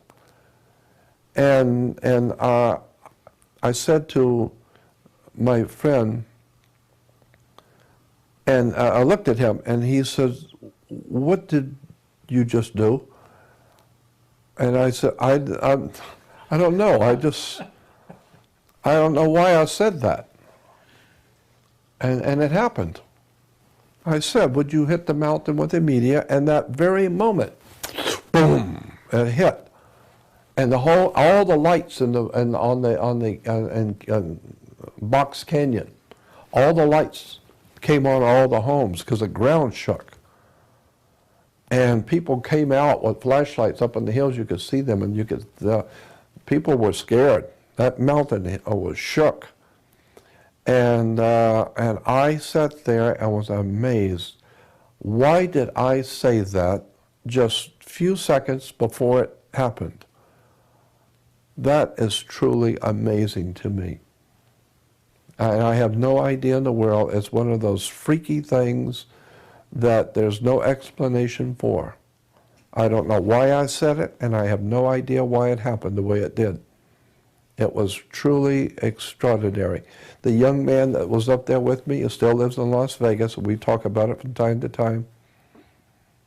It's strange stuff. Did I tell you about my friend Bob Leeds? I have an older friend named Bob Leeds. He's a big shot in the motion picture industry. Well, that's a long story, but there's 2 parts of the story, and it's very long. It's like that other long one. But anyway, Bob Leeds, I'll tell you the short version. Bob Leeds is a good friend of mine, but he was a very well-placed Jewish guy in the motion picture business in Hollywood. And he and I were dear friends, very close friends. And so Bob called me one morning, on Saturday morning. He said, I'm going to take you out to breakfast. Let's go out to breakfast. I said, okay. So he said, I'm going to take you to any place you want to go in San Diego. It's my treat. And so I said, great. So he said, any place you want to go, we'll go. I said, okay. So he comes by and picks me up. And God, I love Bob. Bob was great. And so I said, I want to go to, what was the name of the town just north of San Diego? It's a little Mexican town north of San Diego. I can't remember the name right now. I'll remember it in a minute. But it's a little dippy, little nothing town north of, and he said, no, what I had in mind was going into downtown San Diego to some really nice place. And I said to him, I said, you said I could go wherever I want to go. He said, that's right. I said, well, that's where I want to go, to this little dippy little town north of here. And he said, there's nothing there. And I said, that's where I want to go. He said, okay, so we go there then. So we get on the freeway. It's about a 20-minute drive. And so as we're driving, we were talking about stuff. And we got on the subject of people that we would love to see again, people we've known in the past that we'd like to see again. And I was telling him a couple of people I would love to see in my life again that I've lost track of. And then he was telling me, he said, well, there's two people that fit that for me. He said, there's an old Native American Indian chief, Native American Indian, that I grew up knowing, and he was like my second father, and he said, I loved him, and I would give anything in the world if I could see him again, the family again. And I don't even know if he's alive. And he said, the people that knew him and knew me, I've asked them, and they don't even know where he went. He's gone. Nobody knows. And he said, that's the one man I would really like to see, is that old Native American Indian and his family. And he said, the other guy was a guy I went to school with and grew up with. He became a Mormon, and he became very wealthy. He's a real estate developer, construction. And he said, but I've lost track of him, and he was one of my dearest friends in my life. And I've lost him too. I don't know where he went. Nobody that knew him knows either. So those are the two people I'd like to see. And so we were talking about other things. So we get off the freeway, and in this little Mickey Mouse town, and we're driving through the city, and there's no place to eat except IHOP, International House of Pancakes. Well, they're everywhere.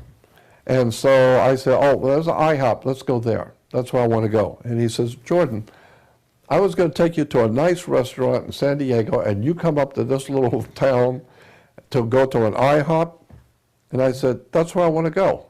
Come on, you said I could go. That's where I want to go. He said, okay, we'll go to IHOP. So we pull in and we park, and we go in, and the place is crowded because it's the only place in town to eat.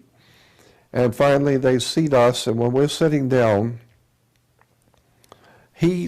all of a sudden, his whole demeanor changed. I saw something was very, very radically wrong with him. I could tell it in his face. I could tell there's something wrong. And I said, what's going on, Bob? What's wrong? And he said, there's the old man right there, and there's my friend, the contractor, right there. Both of them. That's the old man, and there's my contractor friend. Both of them. And he said to me, I don't know how you do this, but understand from this day forward, I believe you are somebody. I have never seen this. I just got through telling you I wanted to see these two people, and out of nowhere we come up here, and here they are. So you've sold me. I don't know who you are or where you've come from or what you're doing, but there's something strange about you. And so I was amazed. And he had like tears in his eyes. He got up, went over and sat with the old man, and then his buddy saw him. He goes over there, and they're all sitting around the table talking. I don't know what's happening. I didn't know. I just wanted to go to IHOP. So That's a lovely story. That's a beautiful story. incredible. Beautiful story. And he had like tears in his eyes. He came back as we were driving home. He said, I don't know who you are, and I don't know how this happened. But as far as I'm concerned, I'm never questioning anything again. He said, I've had so many strange experiences around you, strange stuff, but today, that took the cake today. I am totally cannot believe what just happened today. The two people in my life I have wanted to see, and you brought me up here to this little town out of nowhere to an IHOP, and there they both were. So, wow. This is the kind of stuff you wouldn't dare write that into a movie. I know. That's right. It'd be thrown out, you know. Be thrown out as the... Yeah, Bob Leeds. Bob Leeds. A wonderful story. And thank you. You said that... There was something else I was going to tell you, but I can't remember. There's a whole bunch of things you were going to tell us. Oh, yeah, about the reptilian stuff, too. Just for the benefit of the people watching this video here, we're all kind of getting a bit giddy because it's past 3 o'clock in the morning here in Central Europe. And see, I slept late, so I'm full of life right now. Yeah, see, Jordan's doing fine. He's on Los Yeah, I'm Angeles doing time. fine. I'm on a roll, so. He's on LA time. He's just about ready for lunch. But you said that you wanted to tell some more reptilian stories, and one of them is a staggering one, which you did tell in your September 2009 interview. And you said you had more. And Oh, yeah. these are significant, in my own opinion, because of what you yourself said in the September interview, that it's actually quite important to rescue David Icke from being lampooned as the only person who's, quote, inventing all these stories about reptilians, and you know that these are not inventions, and you have heard many of these stories. I've heard these stories as far back as 1959. And you even brought some of the stories to his attention. That's right. I brought some of these actual stories to his attention, yes. And he was very courageous in coming forth very publicly to make this into a... And I think I even said that. I said that on the stage up in San Jose when David was speaking, and I was too, at a conference. And at the end of the conference, there was a question and answer, in which David was on the stage, and I was too. And I said at that conference, I said, I am totally committed to the fact that there are reptile aliens here on the earth. Of that, there is no doubt in my mind. But it's not because David Icke is saying so. I've known this long before David Icke ever came into the picture. Many years ago, I have had many different stories told to me by very powerful people, people who are well-grounded, highly intelligent, well-respected people over the years have told me of their personal one-on-one encounters with reptile aliens. I have to believe when that many people, that well-grounded, intelligent people tell me things like airline pilots, bankers, real estate executives who are telling me their personal one-on-one experience with reptile aliens, I have to assume there must be something to it. Well, it's very good of you to publicly take some of the pressure off David, because David has been ridiculed for this, so let's all be ridiculed for this. More people will come forward with their stories. There's no doubt in my mind that they are here. It's one of the most important stories on this planet right now, and people need to know, whatever the truth is. People need to know. And I'd love you to tell some more stories which you believe are authentic, that have been reported to you, to add to the chronicles. I was doing a radio show. I was being interviewed on the Lou Epton show in Las Vegas many years ago, quite a few years. I was thinking maybe 89. I think it was 89 or 88. So we're talking quite a few years ago. And Lou Epton at that time, dear, dear friend, Lou Epton, I love him dearly. He was a very, very wonderful man. He's still with us. He's in Las Vegas, retired. But he had a major top show in Las Vegas during the morning talk show. I have one at nighttime talk show. But but I was in Los Angeles, and Lou called me to do an interview. and that was a 2-hour show, and back in '88, I think it was. But anyway, in the process, I brought up the subject of the reptile aliens and my belief about the reptile aliens and what the ancient peoples of the ancient world, the Babylonians, the Sumerians, the Phoenician Canaanites, the Egyptians, especially the Sumerians, all the ancient peoples of the world talked about the reptile aliens. And so I just brought that up in passing, that I think that there are reptile aliens here. I've heard too many stories, and then I told some of the stories that I had heard. Well, after the program, I got a phone call from a guy who later on I found out is an extremely wealthy businessman in Las Vegas. He buys and sells hotels and commercial properties in Vegas, and he was the biggest there.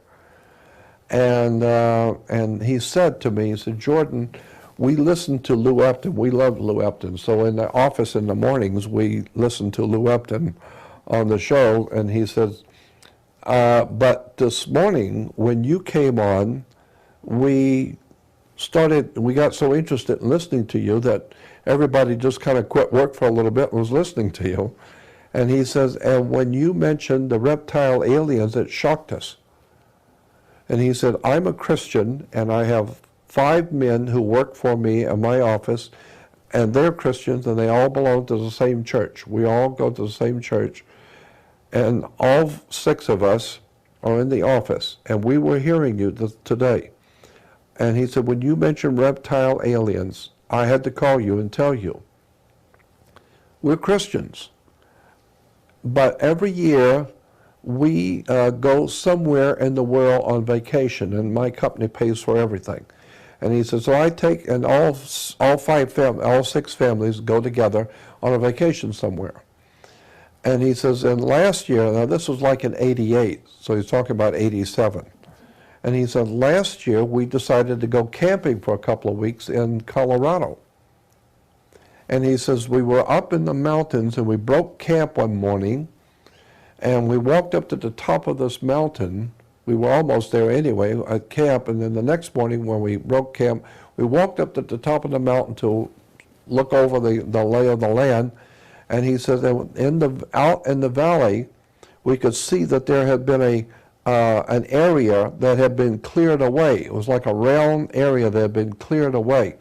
And there was a circle of people out there, and they were all wearing robes, and they were all holding hands and swaying back and forth, singing and chanting. You could barely hear them.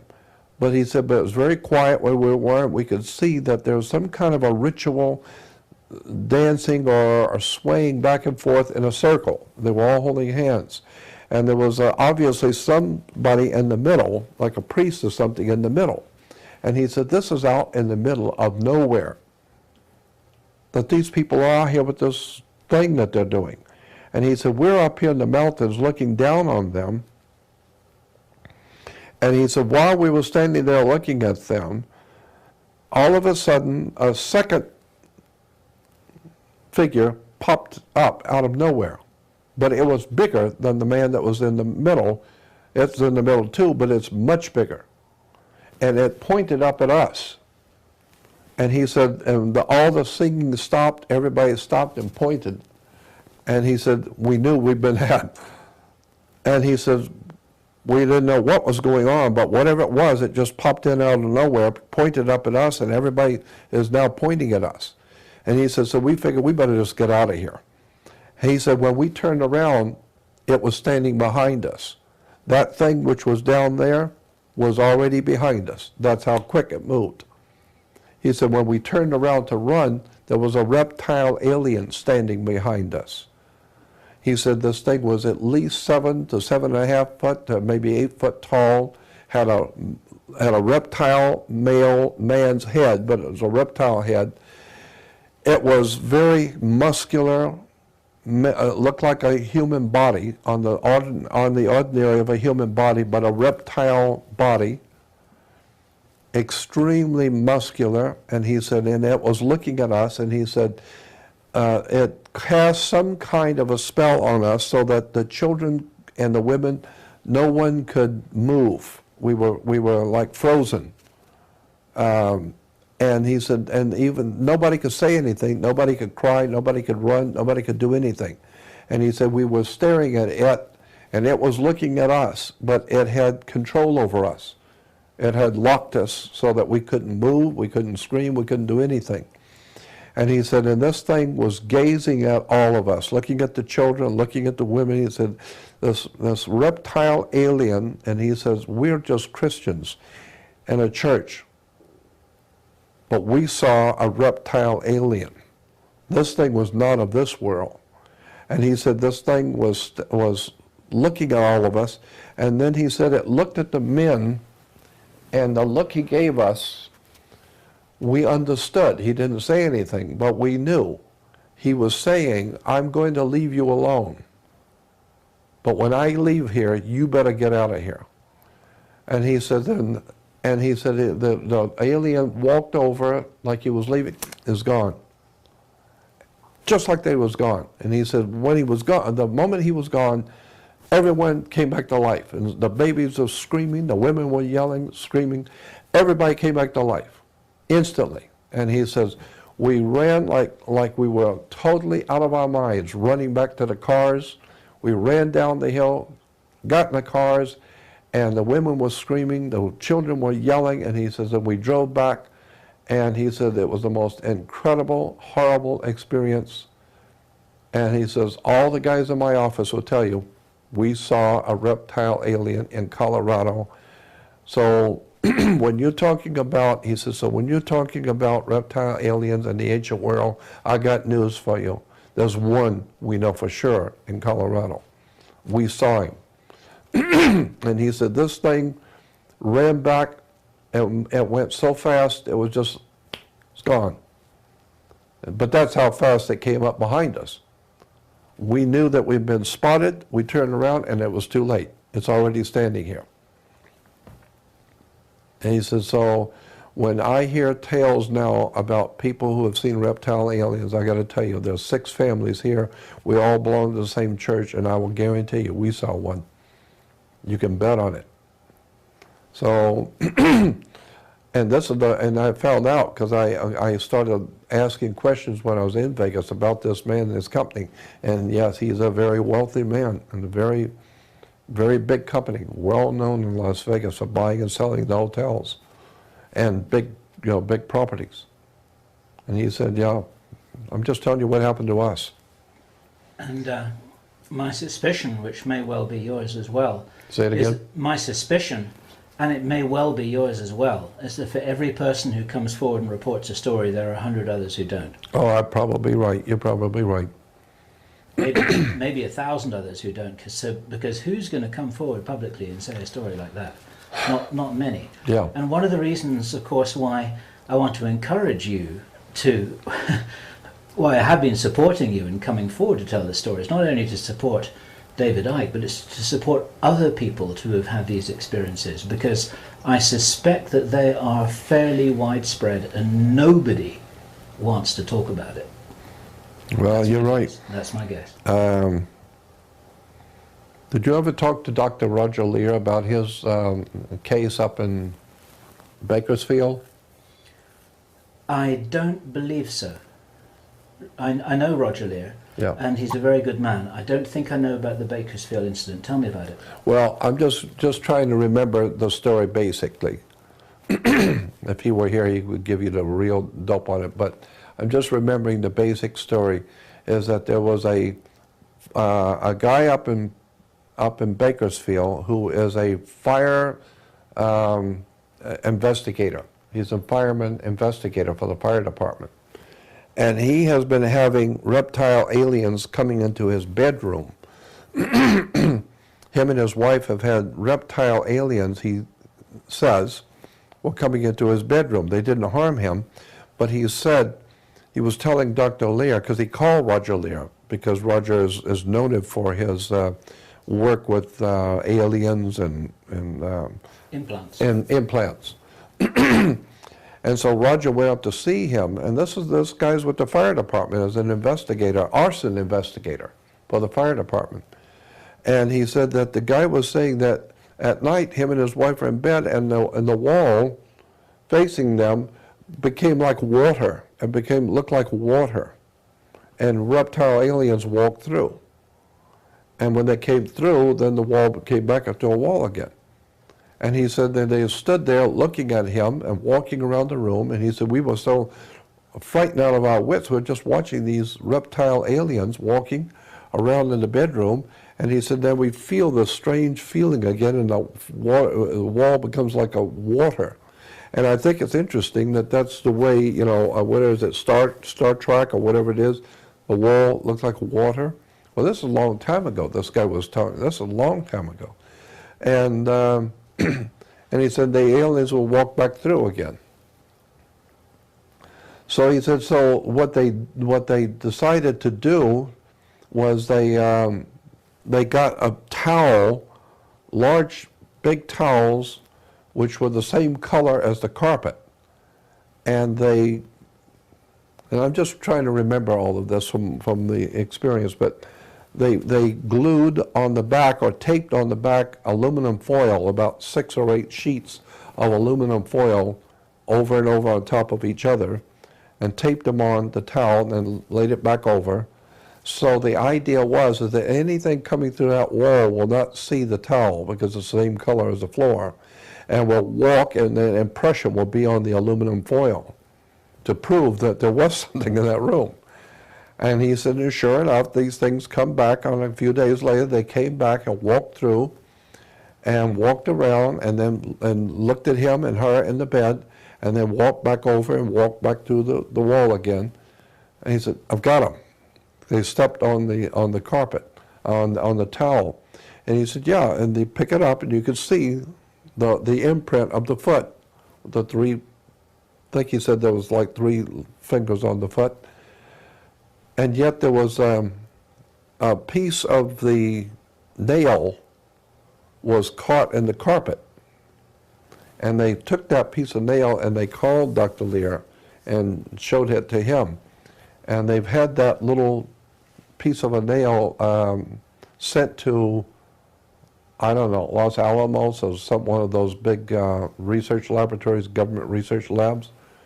And they said that this was, it was still alive.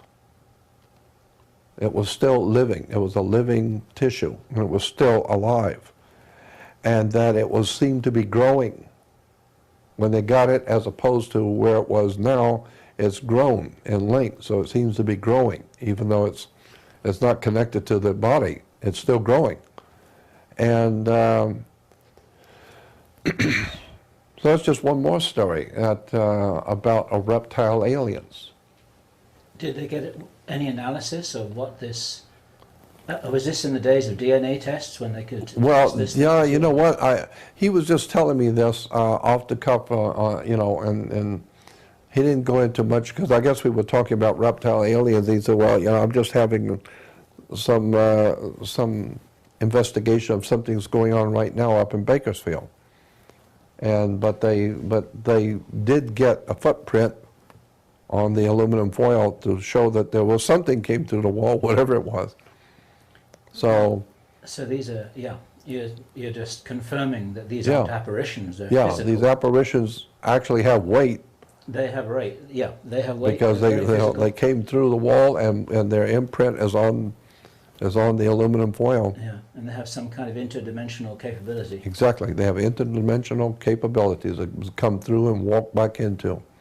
You may remember that in the Project Camelot interview with you in September 2009, I believe I shared the story with you that was told to me by Barbara Lamb. And Barbara Lamb Barbara well. Is a very lovely lady. Yeah, very. Who is a counselor and a supporter to many people who've had very strange ET experiences. And she told me how a reptilian alien had appeared out of nowhere in her bedroom and had silently held her hand for 2 minutes before it disappeared again, looking into her eyes, communicating with her that it was friendly. And it had been specially bred to interact with humans to give them the message that not all reptilians were hostile and meant harm. And this was this being's purpose, and it communicated with Barbara in that way. And Wow. so, just to confuse the issue further, I feel honor bound to report that little story too, because we mustn't let our prejudices get the worst of us. No, you're right. And with that little anecdote of my own, or with Barbara's, let us say, I'm going to very gently close this down, because we're now at the end of our third hour of tape. It is 3:45 in the morning. Even Jordan's getting tired. I'm exhausted. We both came back from the Vatican just a few days ago. Yeah, we went to the Vatican. And that's another story. And poor Jordan doesn't even know if he's going to be able to get home or not, because we've got a volcano in Iceland that's doing its Right. thing. Because the whole solar system is going into something or other that's activating Convulsions. the Earth. And that's another story too. So it's Yeah. all happening around here. And in the closing seconds of this tape, Jordan, I want to thank you so much for putting all of this on record, because we haven't been talking about the Illuminati and the New World Order this time, but we've been talking about a different area which is possibly even more important Far more important. in terms of sketching out the big picture of which we here on planet Earth may be quite a small part. And my own conviction is that you have certainly had an important role here, not only to reveal occult knowledge that has been kept secret from us, but actually to be a communicator about all these subjects, because they're all connected. They're all connected. Absolutely You have all to connected. Understand it all. Yeah. And we're into the closing seconds here. I feel like I'm just about to be whisked off the stage, and I want to thank you again on behalf of the hundreds you. of thousands of people who'll be watching this. So thank you, Jordan Maxwell. Thank you. Been fun. It's a wild ride.